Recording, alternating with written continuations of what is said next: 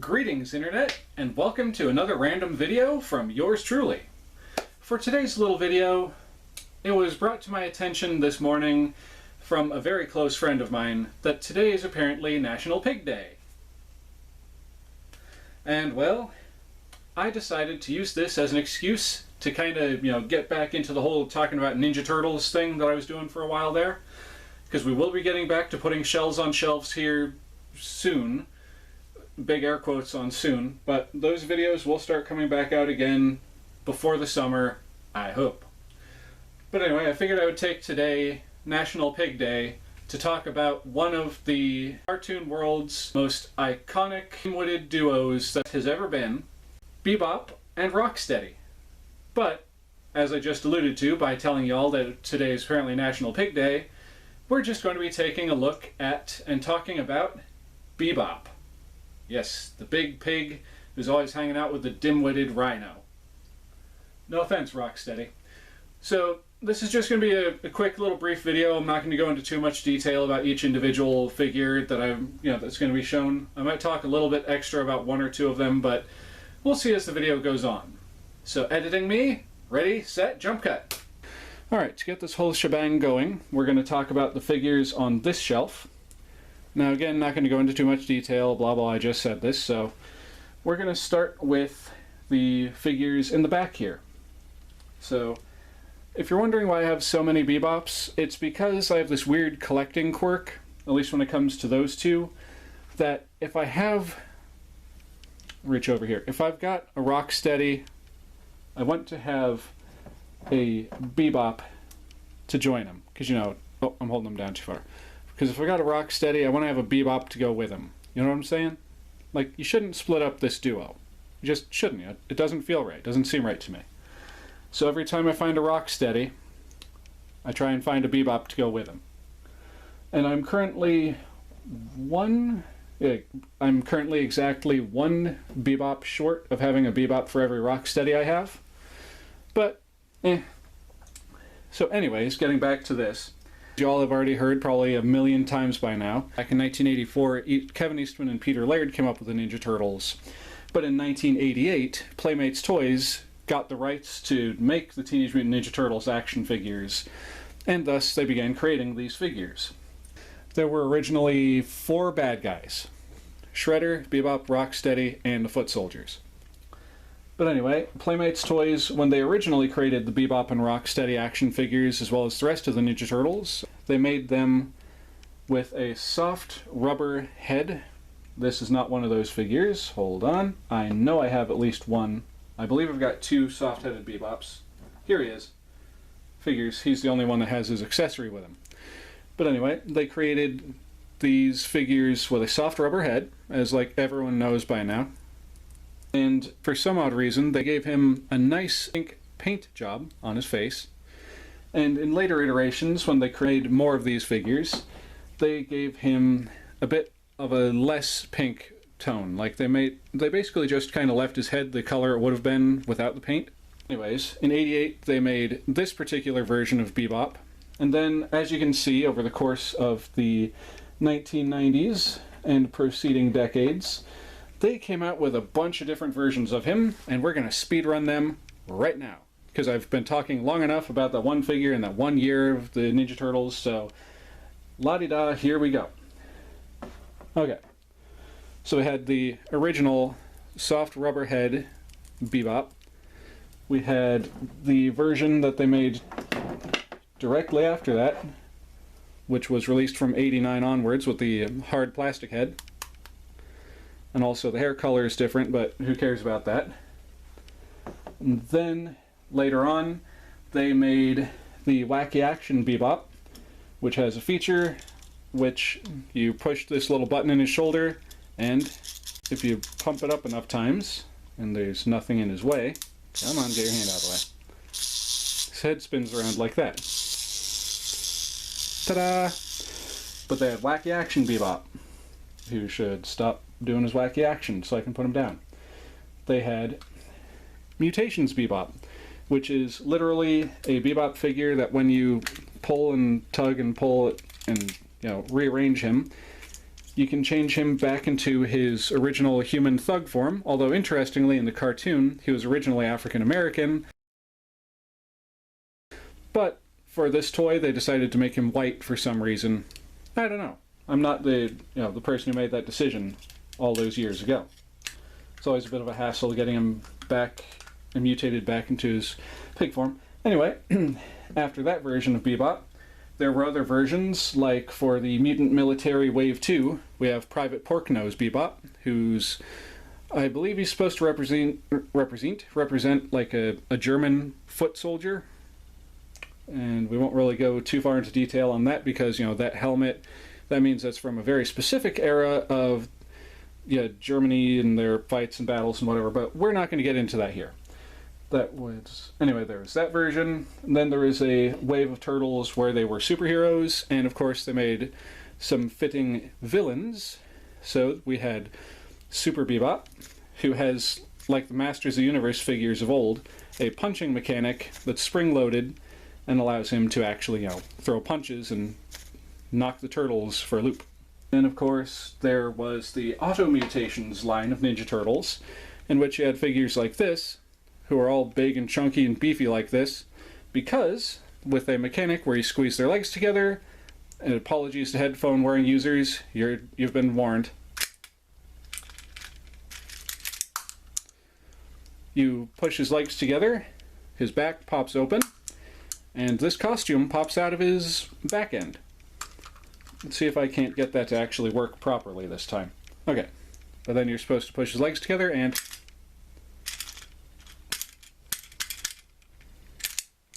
his costume pops on like that. Boom. Auto-Mutations Night Ninja Bebop. Then there were other iterations of him, like there was the Cyber Samurai Ninja Turtles, and of course we got our own version of Bebop. In the Cyber Samurai Bebop, I forget exactly what the name for this particular figure was, but I didn't go back and do any research before I started doing this video. I'm running off of what I already know in my head. So they made him, and then there was a set of Ninja Turtle figures that were like Rock'em Sock'em robots, where you would take this little plastic doohickey right here, and you would like jam this into the back of your figure, and you could make them punch and kick and stuff using these two little levers right here. They were the Smash 'em Bash 'em figures. And, of course, if you got your heroes, you gotta have your villains, and this is going to suck for me because it took me long enough to get this guy to stand up. They came out with Smash 'em Bash 'em Bebop. And with this guy, like I just said, you would take that little controller and plug it into his back through these two little square holes here, and you could make him do like kicks and stuff. Like chow, chow, chow, chow. And then when you would hit the figure on the chest in this spot right here, his head would pop up just like the Rock'em Sock'em robots of old. And now I'm going to give it one shot to try and get him to stand up. If he doesn't, I'm just going to lay him down. Okay, just going to lay him down. And then we get to some of the more random waves of the old Ninja Turtles figures. Towards the end of the line, they were coming out with more interesting versions of Bebop and Rocksteady and all the other characters. So we got characters like this. Robotic Bebop. Now, obviously, it's just a robotic version of Bebop, and if I'm remembering correctly from the episode that this is from, it was the Shredder was just kind of sick of Bebop and Rocksteady being such, bumbling oafs and doofuses while they were trying to do their duties for the Shredder, so he had Krang make him a couple of robotic duplicates that were supposed to do the job better. I don't remember the whole synopsis for the episode, but something happened and, he had to go back to Bebop and Rocksteady. The flesh and blood versions. And of my Bebop and Rocksteady metalized, robotic versions, this is the only one I have that actually has an accessory, and that's because I traded away a Master Splinter who had his original robe and belt to get this. But y'all don't care about that. And then, of course, we have this version of Bebop, who isn't Bebop at all. This is from kind of a hard-to-find knockoff Ninja Turtles series that was called Cybor. Regardless, he's from that line, and he is from a company called Imaginary Limits TM, and he was from 1996, and he's got kind of limited articulation, kind of like the Ninja Turtles did. He's made of kind of flimsy plastic, so I don't want to mess around with him too much. I don't want to break him. But yeah, there was also the Cyborg series. Then we fast forward years down the line, and for some reason Playmates Toys, for the 2002 series of Ninja Turtle figures, and like just the 2002 series in general, just completely skirted over the Bebop and Rocksteady thing. I think it was because the Shredder and the Krang were merged into one character. It's a really complicated and kind of weird thing that they did, but they just did away with Bebop and Rocksteady, and I think that's when they brought in Karai for that series, but that's a story for another day. So we jump from the 1980s and 90s Ninja Turtles all the way up to the 2012 series. One thing I have to point out, though, before I get any farther, because I know there's going to be at least one person who knows Ninja Turtles watching this and who's going to correct me on this. They did, in fact, re-release the original Ninja Turtles figures during the 2002 series. They had these re-releases. I think they were around 2006. If I'm wrong, let me know in the comments. And they were literally just, the original 88 molds, just these figures, just released at a different time, and I think they had a different copyright stamp on their lower back. But I could be wrong. I don't own any currently, so we'll see how that goes. Anyway, jump to the 2012 series, and that's when they actually brought back Bebop and Rocksteady in the form that you're about to see. They made Bebop look like this. Now, you may be asking yourself why it is that I have this guy, still on the card, unopened, and why I've got all those guys loose. That's because I bought this guy new, and I bought all of these guys secondhand. And because of that, I don't know what it is. If I buy them loose, I like to keep them loose, try and get all the accessories to go with them, blah-de-da. But if I get one that's on card, for some reason I have a hard time with opening them. I think it's just because the collector in me is like, if I open it, the value is going to go down. And in the next 10, 20 years, this thing is not going to be worth as much as it could be if it was still sealed. And that just holds me back from actually opening this stuff. It's stupid, it's weird, but that's how my brain goes. But anyway, we got Bebop, who looked like this, and if you look really close right here, that's what Rocksteady looks like in that particular era of Ninja Turtles.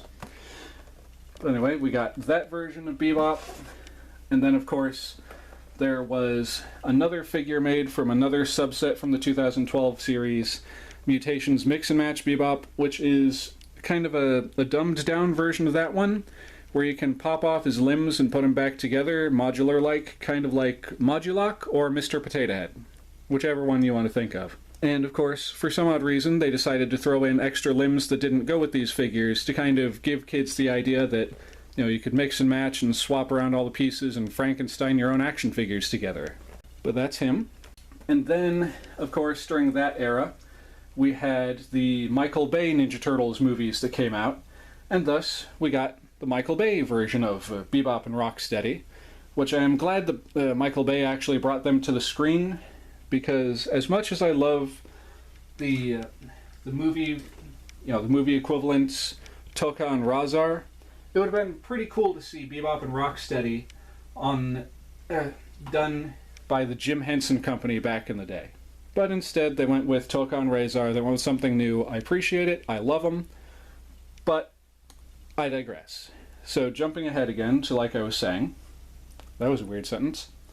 So we got with the Michael Bay Turtles, this version of Bebop, which is kind of a, I guess, more realistic, fatter, bigger, beefier version of Bebop. Of course, had his buddy, Rocksteady.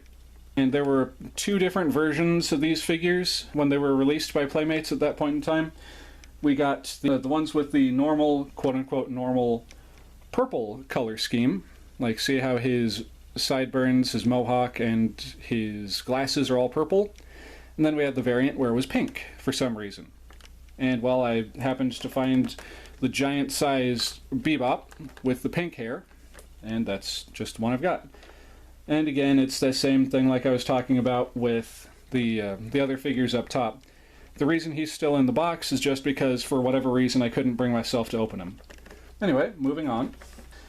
As I showed previously, they also, for that particular wave of figures, decided to release a subset of little bitty action figures. So they had an entire wave of these little bitty Ninja Turtle figures, which I believe there's one set of these that was a pretty rare release that came with the DVD box set for one of the Ninja Turtle movies. I forget if it was Out of the Shadows or the other one. But you got these in like blind bag minifigure versions, and randomly I found at a store like Ollie's, where they take back stock from other stores and they sell them for cheaper, I found carded versions of all the supposed minifigures, or blind bag minifigures. They collect them all, list on the back of them. And so, you know, I got these two separately. I found this one along with those other Ninja Turtle figures I just showed you at a collectibles store, and this was at that Ollie's type store, Gabriel Brothers, where I found him at. Then also, going along with the 2012 series of Ninja Turtles, they also had other random subsets, like we had these stacking figures, which is literally just the Ninja Turtle action figure equivalent of Legos. Like you see, he's got this big peg in his back. Hopefully y'all can see that. You would literally just take another figure who's got a spot like that in their foot or something. You would stack them on top like that, and then you'd stack another figure on top like that, or you'd put him underneath Bebop like this. I'm not sure if it was like a game or something.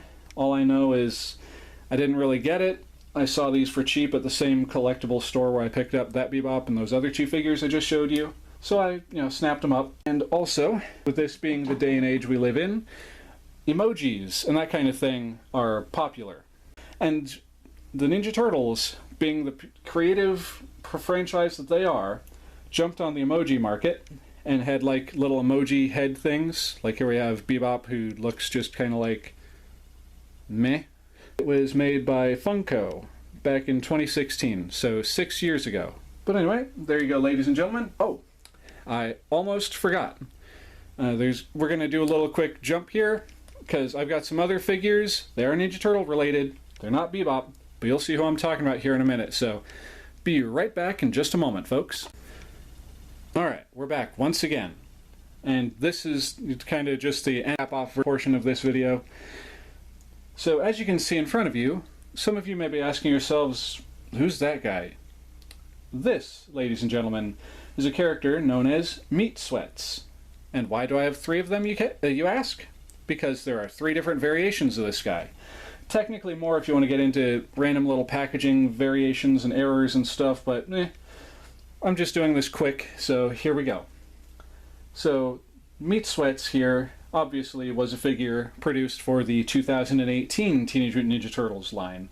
The Rise, let me just pull him over here, the Rise of the Teenage Mutant Ninja Turtles.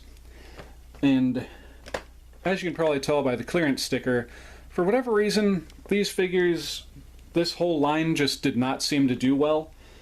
There was a good push. The figures are actually decent quality from what I've seen. I've got a couple that I've picked up loose, and they're actually pretty decent figures. They feel good in the hands. They're nice and sturdy. It's not like you're gonna move them too far and snap their arm off, kind of like the original '88 figures are starting to get kind of brittle. I don't know why these didn't do well, but I digress. Also, so you can see, I don't know how well you'll be able to see it, but these were originally $8.46, and then Walmart reduced them down to exactly $4 a figure.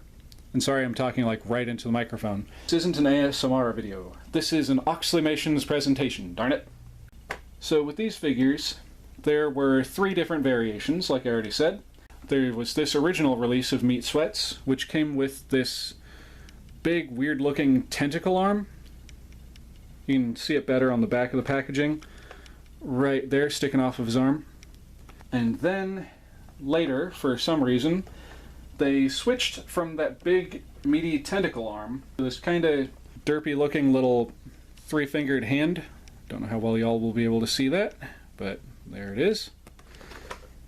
Yep, and they do actually show that on the back of the box. And also, well, those are the 2 main variants, but the 3rd variant, it turns out I'm already holding in my hand. it was a factory error where the people at Playmates Toys just did not actually paint the lower portion of the plastic on the torso, so it looks like he's going around pantsless, I guess you could say. Well, I mean, he's got his pant legs there.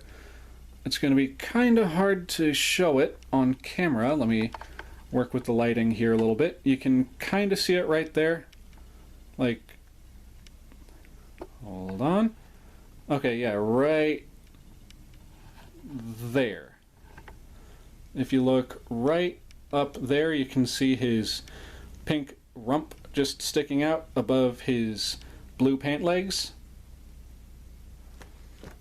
So that's the third variation of these figures. And with that, I think I'm going to end off this video.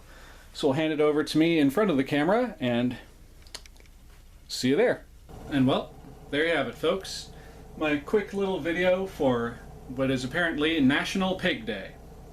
Also, in case no one saw it initially, I just wanted to show off this cool shirt of mine. It's Gurr, you know, that nice little robot from Invader Zim.